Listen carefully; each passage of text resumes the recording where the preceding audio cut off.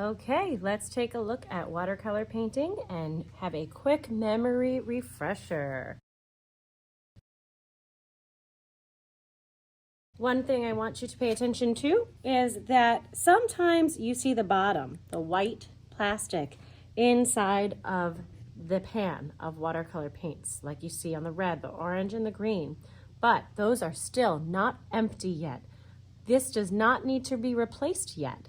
If you look closely in here in the corner where the flat part meets the wall, there is still paint there, and you can see it in here. There is still paint in here. So once I add water to this now dry paint, it will activate the paint and there will be plenty for me to use on this painting. So these can be replaced, but they don't get replaced till they are completely empty with nothing left. So sometimes it's good to just turn it around and you can see there is paint in there, okay? To begin, we need to activate the paint. So I'm going to wet my brush and wet the color I want to use. And I'm putting the wet part of my brush where I see the chunk of paint to activate that and make it fall into the bottom here. Remember, when we use this paint, what we need to know is the anatomy of our paintbrush. These are our bristles, the hair. This is the ferrule, this metal shiny part, which is a very important part of our brush. It protects our bristles and it attaches them to the handle that I'm holding, okay? Keep the ferrule out of the paint. This should not be digging into the paint. You shouldn't be using your paintbrush like a spoon to scoop paint out. That's not what it's for. Make sure you're using the tip of the brush to tickle the paint and not digging and gouging. This is what we do not do. We want to just keep that brush nice and pointy. Make sure your brush is having a good hair day. Don't flatten it out and squish it. Now, if I need more water, or if I need to clean my brush in between colors, I'm going to scrape it on the bottom of my half cup of water, and I'm going to drip on the lip of the cup to get the extra water off. Never tap your brush. If I have a wet brush and I tap it, I'm splashing my friends across from me. Dip and drip on the lip. Now, if I want to start with a light blue, one thing I can do is have a lot of water on my brush. Just take a tiny bit of color. Now, I'm using the tip of my brush. I'm holding my brush like a pencil. I'm resting my hand on some place that is clean and dry. By cleaning my brush, drip on the lip of my cup, and I can add more water to spread this out and lighten the color. The more water you use, the lighter your paint will look when you're dealing with this watercolor paint. Okay, now this is very wet. If I go ahead and I paint right next to this spot, these two will bleed together and blend because the water will follow the other water. They're bestest friends in the whole wide world. So to avoid that, I'm going to skip a space and go to my next space. Now I know I'm doing the same color, but this time I want to make it darker. So I'm showing you how to do that. If I want it darker, I work a little longer in the paint pan and I use less water.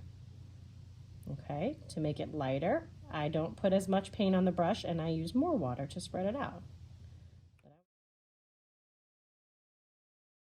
Okay, another thing I want to show you is mixing colors. We never want to mix our colors in the paint pans because then we'll never have that pure color back again. So if I want to mix colors, I can do that right on my paper. So first I'm going to lay down this blue color here. Okay, I'm going to clean my brush and get a second color. I'm going to activate my violet. And I can mix two colors that are next to each other really well. They're going to blend nicely together. So my violet and my blue look really good together.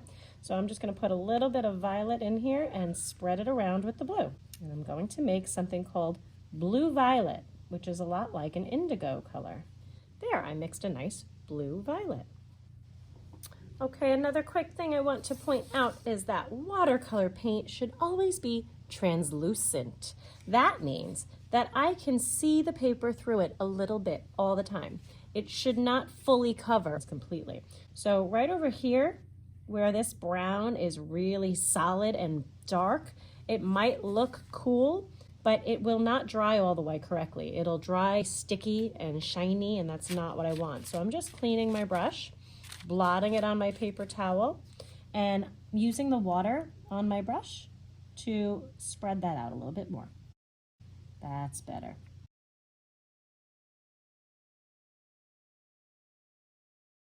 Okay, one more technique you might want to try is blending from one color into another color in the same space. Down here, I want to mix together green and yellow, and I want to show you how that looks when it transitions slowly from one into the other. So I'm going to place my yellow where I want it, cleaning my brush, dripping it on the lip of my cup, activating my green paint. Again, I know these colors will blend nicely together because they're next to each other on the color wheel. And I'm putting green on the other side of that same space. And I'm just going to gradually work up to where the yellow is and drag right down the middle of them. And they blend really easily together when you do that. Okay, there it is.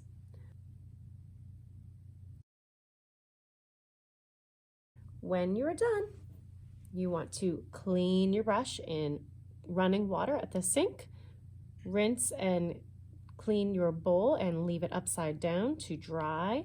And you're going to take a look at these paints. You see how wet they are inside? If I close this, all that moisture is going to stay inside of there and the paint will be sticky next time I want to use it. So I leave this open on the counter just like this so these can dry out, and we'll close it later. When this all dries, then I can go in with other tools like watercolor pencils or markers and add more details with painting.